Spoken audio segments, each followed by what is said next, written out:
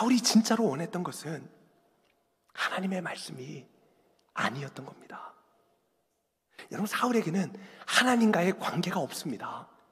하나님에 대한 그 어떤 믿음이나 신뢰가 없습니다.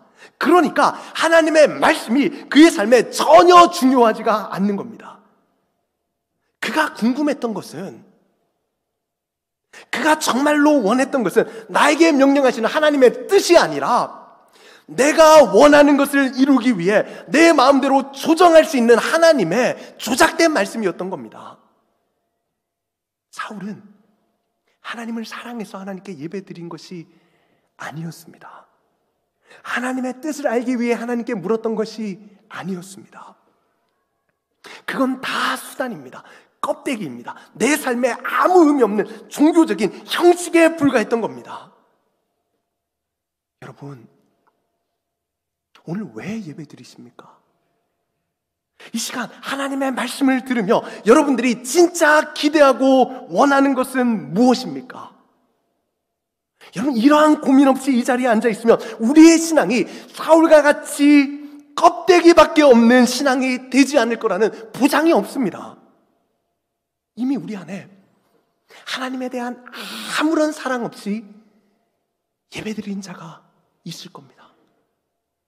이미 우리 안에 나에게 주시는 하나님의 뜻, 하나님의 말씀을 전혀 듣지 못한 채 예배의 자리를 일어나는 것이 전혀 불편하지 않은 자들이 있을 겁니다. 하나님의 뜻이 별로 궁금하지 않은 겁니다. 이미 내가 내 삶의 답들을 다 내려놓았거든요. 하나님이 뭐라고 말씀하시든 나는 그렇게 살 거거든요. 오늘 사울의 모습이요. 여러분, 교회 역사상 그리고 성경을 보시면 언제나 요나단보다는 사울이 다수입니다. 오늘날 교회 안에도 요나단보다는 사울과 같은 자들이 훨씬 많습니다.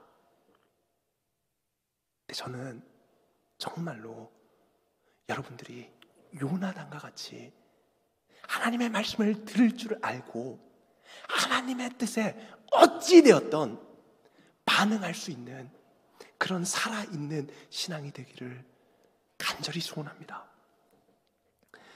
여러분, 사울은 하나님과의 관계가 없다 보니까 점점 더 종교적인 껍데기에 집착합니다. 24절 말씀을 한번 보여주십시오. 24절을 보십시오. 지금 전쟁 중입니다. 그런데 극단적으로 금식을 선포해버립니다.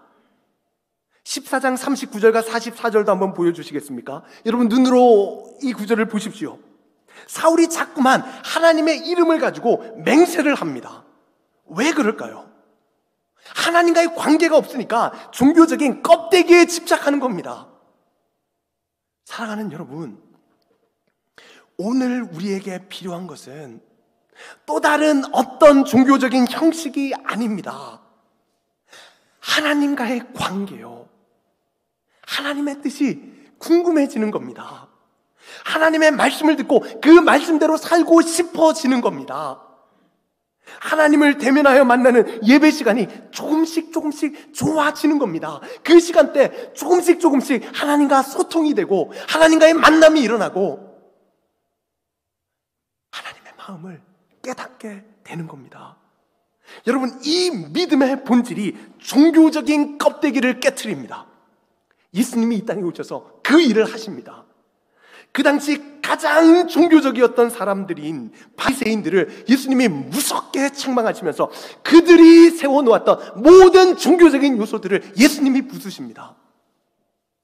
조정민 목사님은 기독교를 종교로 만드는 것은 미친 짓이다라고 말합니다. 여러분, 기독교는 하나님과의 관계입니다. 하나님이 나의 아버지가 되고 내가 하나님의 딸, 하나님의 아들, 하나님의 자녀가 되는 겁니다. 여러분, 아버지와 자녀 관계를 종교로 만드는 일은 정말로 미친 짓입니다. 아버지와 딸이, 아버지와 아들이 그 인격적인 친밀하고도 깊은 사랑의 관계를 누려야 될 그 기독교를 껍데기밖에 없는 종교로 만들면 어쩌자는 겁니까? 사랑하는 저희 두 딸들이 저를 아버지가 아니라 친밀하고 인격적인 관계로서의 아버지가 아니라 종교로 대한다고 생각해 보십시오. 그것만큼 저에게 있어서 마음이 아프고 찢어지는 일이 또 있겠습니까? 여러분, 이 시간 우리가 예수님을 인격적으로 만날 때 내 안에 자리 잡고 있던 종교적인 요소들이 부서집니다. 종교적인 껍데기들을 가지고 남을 정죄하고 신앙의 우월의식을 가지고 껍데기에 만족하던 그 부패함들을 예수님이 깨트려 주십니다. 예수님을 만나면 그 종교적인 요소들이 산산조각납니다. 여러분, 오늘 예배 가운데 예수님을 만나십시오. 나를 얽매이게 만드는 그 종교적인 형식들을 깨트리고 하나님의 사랑을, 하나님과의 소통을, 하나님 아버지와의 그 인격적인 만남을 이끄시는 예수님에게로 나아가십시오.